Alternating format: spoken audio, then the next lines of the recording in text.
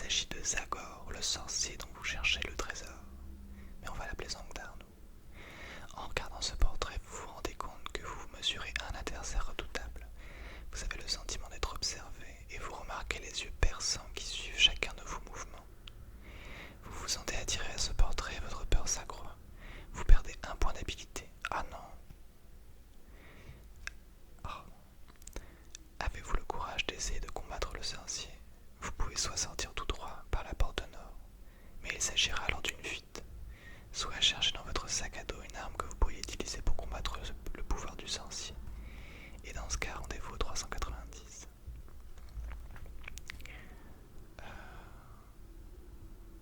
C'est particulier quand même. Rendez-vous 340.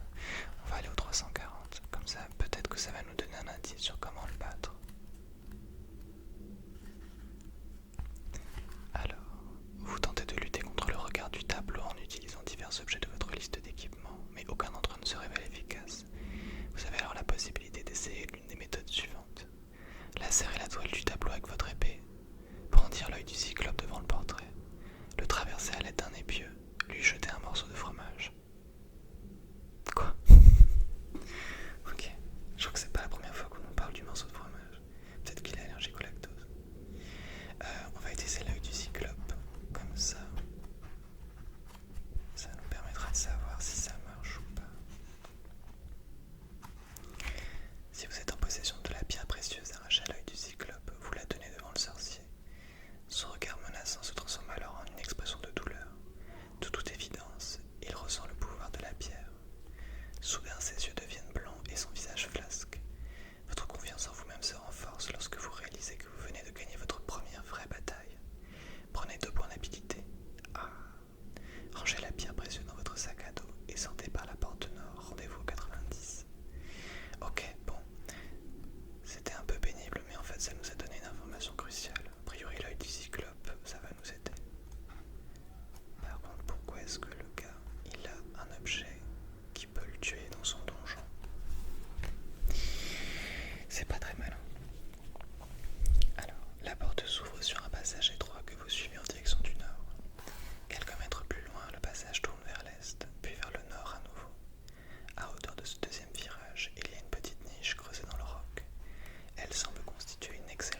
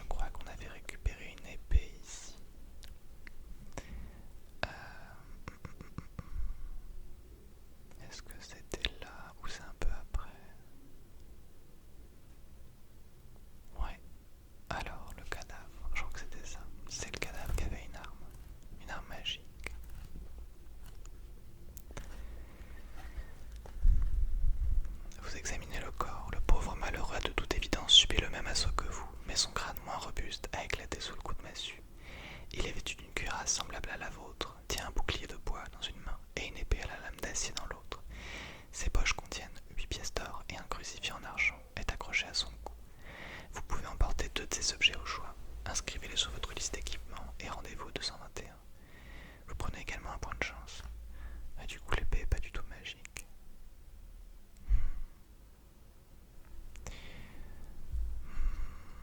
On va quand même prendre l'épée. Et puis le crucifix. Les pièces d'or, on en a tellement qu'on n'a pas besoin. Alors, 221.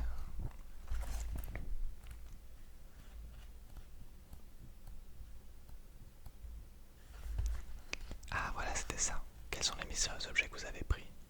Bon, eh ben, on a pris l'épée, donc on va aller au 27.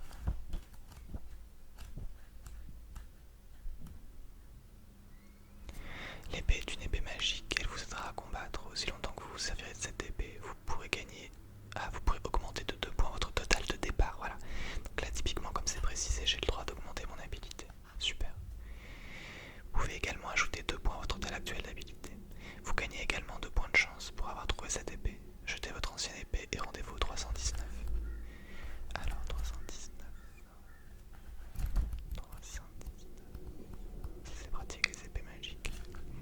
Pour découvrir le second objet que vous avez ramassé, rendez-vous au 221 et voyez de quoi il retourne.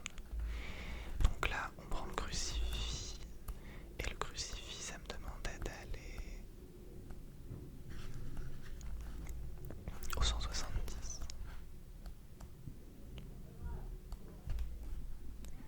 Le crucifix est en argent massif et vaut 4 pièces d'or. Inscrivez-le sur la feuille d'aventure, rendez-vous au 319. Ok, et donc 319, une fois que j'ai mes 2 objets, il me dit d'aller au 81. Un bruit vous fait sursauter et vous incite à quitter la pièce au plus vite. Vous allez examiner la porte nord, rendez-vous au 205. J'aime bien quand il n'y a pas trop de choix à faire. La porte s'ouvre et vous vous retrouvez dans une sorte de crypte obscure. L'endroit est vaste. Un autel est dressé à l'une des extrémités de la crypte et des cercueils sont posés ça et là sur le sol. Il y a une porte derrière vous dans le mur situé au sud et une autre dans le mur ouest. Si vous désirez fouiller cette pièce, rendez-vous au 254. Si l'endroit vous fait peur, vous pouvez quitter par la porte ouest, rendez-vous au 380. Et là, en fait, je commence à me dire que je crois qu'il n'y avait rien d'intéressant. Il n'y avait rien d'intéressant ici. Parce que finalement, j'avais dû fuir le vampire. Oui, c'est ça.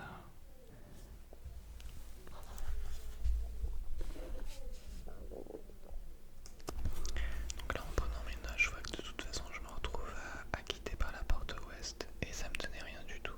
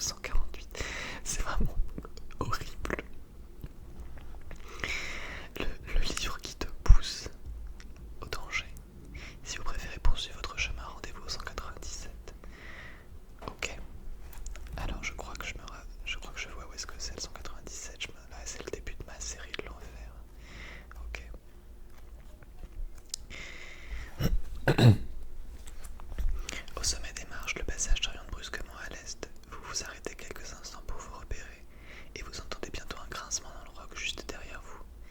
Vous vous retournez à temps pour voir se baisser une lourde herse qui barre soudain le passage par lequel vous êtes venu. Il ne vous reste plus qu'à avancer à présent. Vous pouvez partir tout droit. Rendez-vous au 48 ou essayez de découvrir un passage secret dissimulé dans le mur. Rendez-vous au 295. Ok, alors, on va être honnête. Cette partie-là, c'est vraiment la partie infernale. Où en gros, on passe notre temps à tourner dans tous les sens, chercher des passages, tomber dans des pièges. Je vous avoue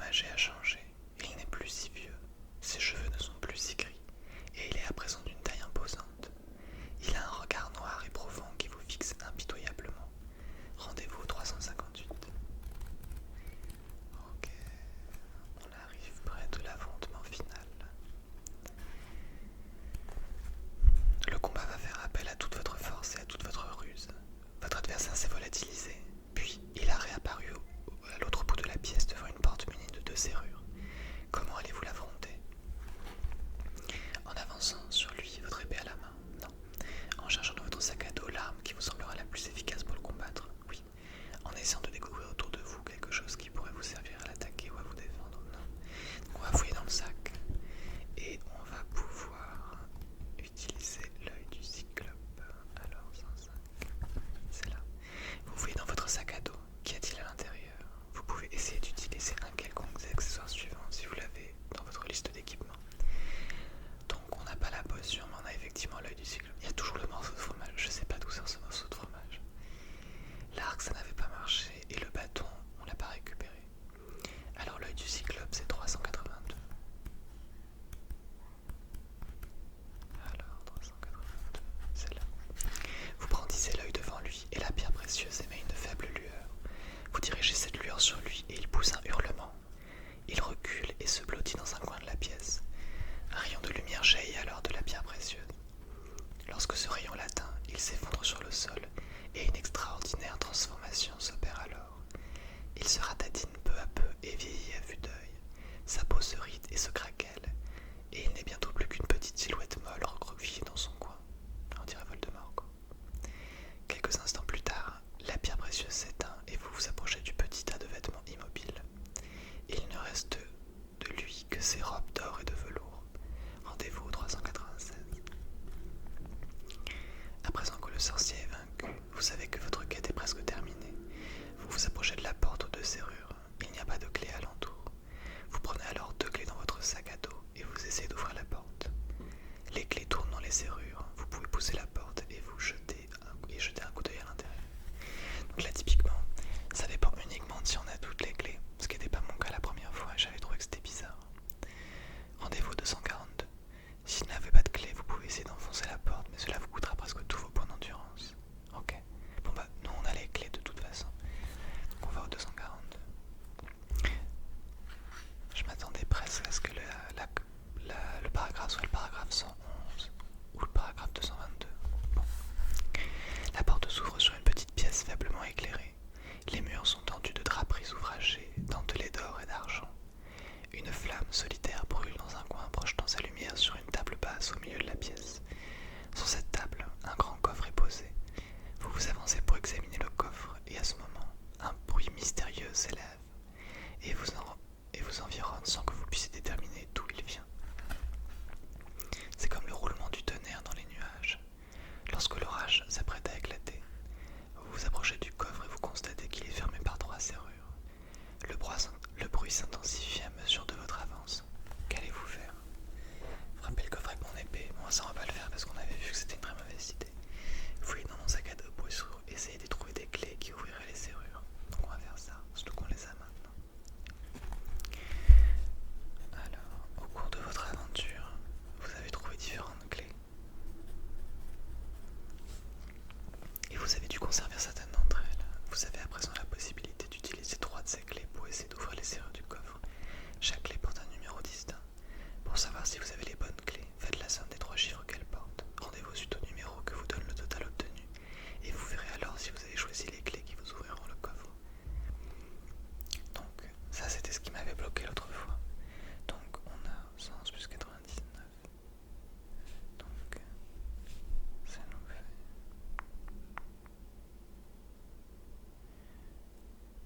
Ça fait 210. Parce que du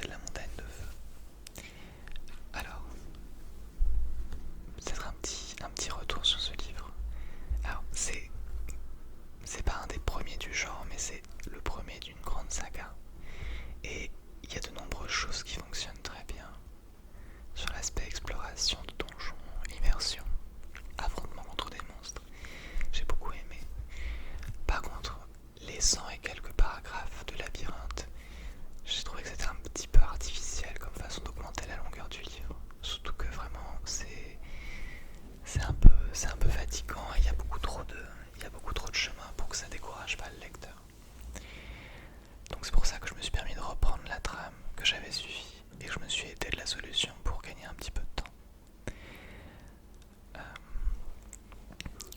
J'ai bien aimé cette expérience et je pense que si ça vous plaît que je continue sur ce format, je continuerai à faire le livre au moins une fois en entier avec mes propres choix et ensuite me servir de cette base pour trouver des chemins alternatifs.